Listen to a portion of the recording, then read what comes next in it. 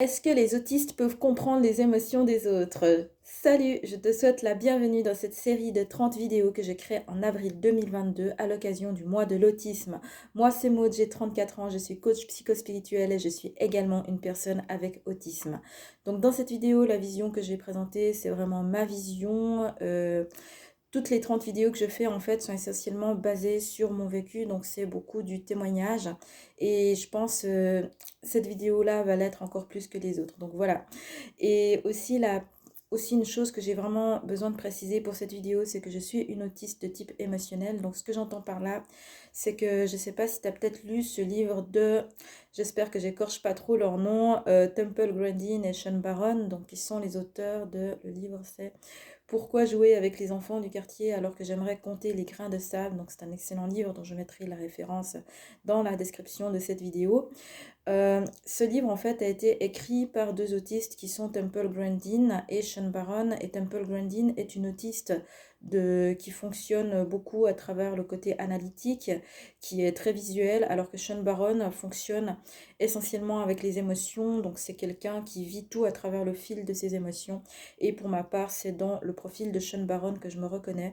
Je suis donc quelqu'un qui vit l'entièreté, qui perçoit tout, en fait, essentiellement à travers le prisme de ses émotions.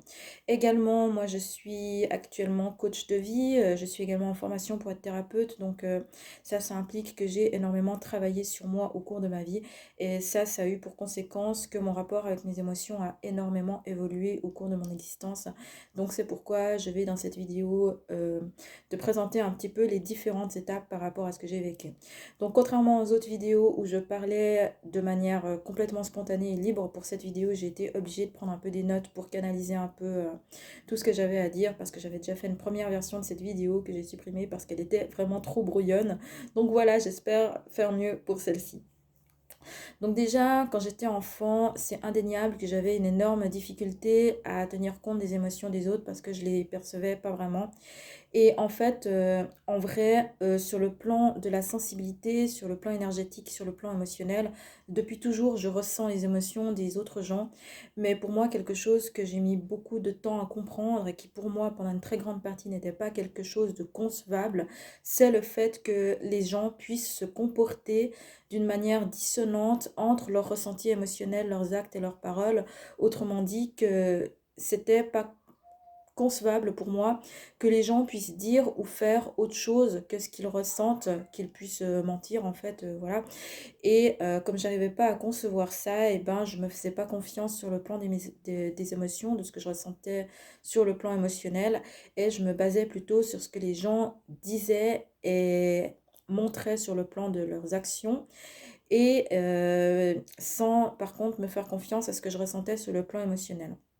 Parce que pour moi, c'était pas concevable que les gens puissent être en désaccord, voilà, entre ce qu'ils pensent et ce qu'ils font et ce qu'ils disent et ce qu'ils ressentent. Enfin voilà, ce manque d'alignement pour moi, j'avais pas à l'imaginer en fait. Et c'est vraiment quelque chose que j'ai dû apprendre. Donc pour cette raison, quand j'étais enfant, c'est vrai que je tenais pas vraiment compte de l'émotion des autres, même si je la ressentais. Bah, tout simplement parce que je n'avais pas cette idée comme quoi les gens pouvaient se comporter d'une manière fausse par rapport à leur vrai ressenti et que du coup ben, je faisais confiance uniquement à la façade qui était montrée à l'extérieur et qui, soyons francs, est très souvent fausse chez les neurotypiques. Donc à l'époque, je me fiais pas du tout à mon ressenti et je faisais énormément confiance. Et je dois avouer que ça, c'est quelque chose qui m'a menée à être énormément blessée parce que ben, ma confiance a souvent été foulée aux pieds. Ma confiance, ma naïveté, elle a très souvent été piétinée par un très grand nombre de personnes. Et pourtant, pour autant, c'était très compliqué pour moi en fait de concevoir ce rapport au mensonge qui est très répandu chez les neurotypiques et le fait qu'on puisse également choisir d'être méchant gratuitement. Donc évidemment, j'ai été beaucoup exposée, comme beaucoup d'autistes, comme beaucoup de neurotypiques, j'ai été beaucoup exposée à beaucoup de harcèlement pendant mes années scolaires qui a duré la majeure partie en fait de ma scolarité. Ce qui me manquait, c'était vraiment la conscience de ma différence de fonctionnement. Parce que ben, forcément, moi, je fonctionnais d'une certaine manière. Alors, je pensais que tout le monde fonctionnait comme moi. Et comme pour moi, c'était pas concevable de se comporter d'une manière fausse par rapport à ce qu'on ressent à l'intérieur, et ben, je ne comprenais pas que les autres gens puissent le faire. Donc ça a vraiment été quelque chose que j'ai dû apprendre, que malheureusement dans mon cas, j'ai appris à la dure au fil de ma scolarité, parce que comme je le disais, j'ai été beaucoup harcelée et que ça a été beaucoup la méchanceté des autres gens qui s'est chargée de me faire comprendre que les gens, quand ils disent quelque chose, ben, ils ne le pensent pas forcément. Et forcément, ça m'a conduite au cours de ma vie à un très grand nombre de déceptions. Ensuite, tout ça, ça a évolué. Donc, dans un premier temps, comme moi, j'ai pas été diagnostiquée enfant et qu'on m'a pas donné toutes ces explications, j'ai tiré beaucoup de conclusions erronées au cours de ma vie, des conclusions erronées du type on peut faire confiance à personne, le monde entier il est méchant, les gens sont tous pourris, enfin bref. Et ça m'a amené pendant une certaine période, enfin pendant plusieurs années de ma vie, à avoir, à tout simplement être dans de grandes difficultés, dans une grande détresse sur le plan psychologique, sur le plan de la façon dont je gérais ma vie. Et ça m'a exposée également à des abus sur le plan relationnel. Donc voilà, je pense que je ne suis pas la seule à avoir eu un parcours de vie un peu compliqué sur ce plan-là. Et par la suite, donc quand j'ai reçu mon diagnostic, donc moi je me suis fait diagnostiquer une année après que j'avais déjà compris que j'étais autiste. Donc en vrai, j'avais déjà commencé un petit peu le travail de compréhension avant le diagnostic. Mais bref, quand j'ai compris que j'étais autiste, en fait, j'ai commencé à énormément lire de livres, lire d'informations. J'ai été me faire coacher aussi pour comprendre comment je fonctionnais en tant qu'autiste. Et j'avoue que quelque chose qui m'a énormément manqué à l'époque, c'était un manuel pour les autistes pour réussir à comprendre les neurotypiques. Parce que nous autres, en tant qu'autistes, peut-être que notre fonctionnement, il est très mystérieux pour les neurotypiques, mais vous, les neurotypiques, vous devez aussi savoir que pour nous aussi, votre fonctionnement, il est absolument pas logique, il est absolument pas cohérent, et c'est très compliqué pour nous également de comprendre comment vous, les neurotypiques, vous fonctionnez, parce que il n'y a rien qui rentre dans le cadre de notre logique et dans le cadre de notre compréhension du monde. Et en fait, on se sent un peu comme si on était environné par des gens qui n'ont pas la même culture, qui n'ont pas la même mentalité, qui n'ont pas les mêmes valeurs. Et tout ça, c'est très compliqué, d'autant plus compliqué qu'on vient nous parler comme si c'est nous qui avions une pathologie, en fait, comme c'est nous qui avions un problème. Alors que ma conviction profonde, et peut-être je l'ai déjà dit plusieurs fois dans ces vidéos, mais je vais le redire, c'est vraiment que nous, en tant qu'autistes, on a le droit d'être qui on est et d'avoir notre identité, et qu'on est aussi valable et aussi respectable que n'importe qui, et qu'on a le droit d'être respecté en tant que qui on est. Donc après, comme je le disais, quand j'ai reçu mon diagnostic, j'ai commencé à énormément me documenter sur le fonctionnement des autistes. Et puis plus tard, j'ai essayé de chercher des livres pour essayer de comprendre le fonctionnement des neurotypiques, pour essayer de le décrypter pour moi. Entre parenthèses, le livre que j'ai cité tout à l'heure, Pourquoi jouer avec les enfants du quartier alors que j'aimerais compter les grains de sable, c'est un très bon manuel pour rendre le monde compréhensible pour les autistes. Donc, s'il y a des autistes qui sont à la recherche encore de solutions, qui regardent cette vidéo, eh bien, je ne peux que vous le recommander. Les autistes ont tout à fait la capacité d'apprendre le langage des neurotypiques, mais on a vraiment, en tout cas ça a été mon cas, je veux une fois de plus pas parler au nom de toute la communauté autistique. Dans mon cas, j'ai vraiment eu besoin d'un très grand nombre d'explications.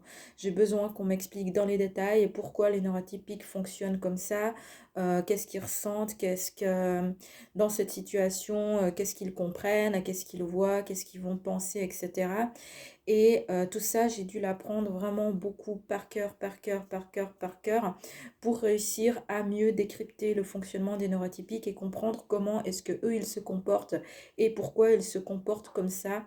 Il y a tout en fait qui me paraissait pas logique, et petit à petit, j'ai réussi à décrypter le comportement des neurotypiques pour essayer de comprendre qu'est-ce que c'est leur réaction, qui pour moi était généralement pas cohérente, était pas logique et tout ça.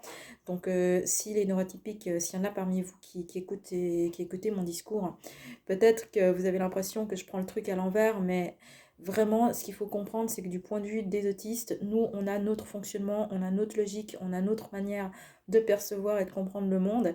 Et pour nous aussi, enfin, en fait, de notre point de vue, c'est vous les extraterrestres, en fait, voilà. Donc, J'ai dû énormément étudier en fait pour apprendre comment fonctionnent les neurotypiques et à force de donc au départ, c'était un peu comme si j'avais un disque dur vierge au niveau de mon ordinateur intérieur et ce disque interne vierge en fait, ben, petit à petit, je l'ai rempli de données, je l'ai rempli de données, je l'ai rempli de données et une fois que je l'ai eu rempli de suffisamment de données, ben, j'avais suffisamment de repères pour réussir à décrypter ben, comment les choses se passent et pourquoi les gens pensent ceci, ressentent cela et se comportent comme ça. Mais donc ce que je veux dire, la raison pour laquelle je tiens ce discours, c'est pour dire que c'est absolument pas impossible pour les autistes d'apprendre tout ça. Mais c'est simplement que nous, on vient, c'est vraiment, il faut penser que c'est comme si on venait d'une autre planète, comme si on venait d'une autre culture et qu'on est tout à apprendre de zéro en termes de codes sociaux et de fonctionnement, enfin de votre fonctionnement en fait, à vous les neurotypiques. Et on a besoin que tout nous soit mis à disposition avec des explications claires, concrètes, factuelles, qu'on puisse comprendre. Donc, de la part des autistes, je pense vraiment qu'il n'y a pas d'incapacité à comprendre comment fonctionnent les neurotypiques, c'est juste qu'on a besoin qu'on vienne nous l'apprendre. On a besoin qu'on vienne nous apporter des clés et on a besoin vraiment de cet apport de connaissances. Et si cet apport de connaissances ne nous est jamais donné, eh ben, potentiellement, pour nous, c'est très compliqué de s'en sortir, voire certaines peuvent ne jamais s'en sortir, malheureusement. Mais ça, c'est uniquement parce qu'il n'y a pas de soutien de la part de l'entourage. Il n'y a pas de soutien de la part de l'extérieur. Mais de mon point de vue, je pense vraiment qu'il n'y a pas d'incapacité chez les autistes à comprendre les neurotypiques. C'est juste qu'on a besoin d'être aidé, qu'on a besoin qu'on nous explique et que très souvent, malheureusement, cette aide, elle ne nous est pas donnée parce qu'aux autistes, on préfère plus souvent leur dire que c'est eux qui sont des incapables, qui font aucun effort, qui jouent de leur handicap et autres choses qui sont extrêmement cruelles. Donc, autre chose que j'avais à dire, et là je m'aperçois que ça va vraiment être la plus longue vidéo de cette série, mais enfin voilà, j'ai pas terminé. Autre chose que j'ai à dire, c'est que pour ma part, la façon dont je comprends les émotions des autres gens, c'est très différent de ce que la plupart des personnes qui m'entourent peuvent le faire. Donc après, je sais pas si c'est un trait spécifique aux autistes ou si c'est spécifique aux hypersensibles au sens large, mais en tout cas pour ma part, la façon dont je comprends les émotions des autres, c'est vraiment de les ressentir physiquement à l'intérieur de mon corps. C'est-à-dire que si je suis quelqu'un qui est triste, et ben moi je ressens de la tristesse. Que si je suis à côté de quelqu'un qui est en colère, et ben moi je ressens de la colère. Et pendant très longtemps, en fait, j'ai découvert à 29 ans que je fonctionnais comme ça. Pendant la plus grande partie de ma vie, on ne m'a pas expliqué que c'était possible de fonctionner comme ça, voire même, probablement, vu les personnes qui m'entouraient, on aurait prétendu que c'était impossible de fonctionner comme ça. C'est-à-dire que pour ma part, je suis vraiment capable de ressentir les émotions de gens les yeux fermés et à distance, parce que je la ressens physiquement à l'intérieur de moi. En fait, j'entre fortement en résonance et personne est venu m'expliquer que c'était possible de fonctionner comme ça.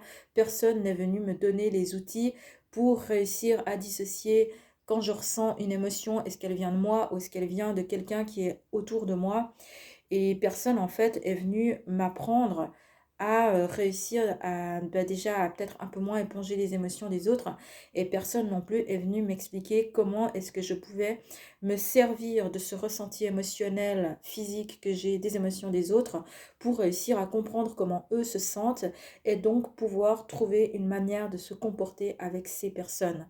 Personne est venu me donner ces outils et entre autres, c'est pour ça que je me suis beaucoup par la suite orientée vers la spiritualité parce que c'est vraiment dans le domaine de l'étude des énergies subtiles que j'ai réussi à comprendre un petit peu comment tout ça, ça fonctionne et que j'ai pu trouver des méthodes pour me protéger et voir pour réussir à me servir de mes capacités à mon avantage, entre autres en percevant physiquement les émotions des autres gens et en adoptant une attitude qui est appropriée en ayant appris les attitudes qui sont recevables pour les neurotypiques. Donc tout ça, c'est des choses que j'ai énormément étudiées et que j'ai énormément apprises par cœur. Mais honnêtement, au fil de ma vie, j'ai été très peu aidée pour comprendre mes particularités de fonctionnement et pour comprendre comment je pouvais faire de mon hypersensibilité un avantage.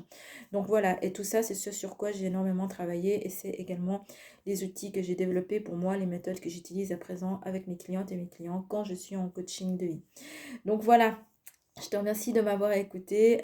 Je te dis à bientôt dans une prochaine vidéo. Ciao, ciao et prends bien soin de toi.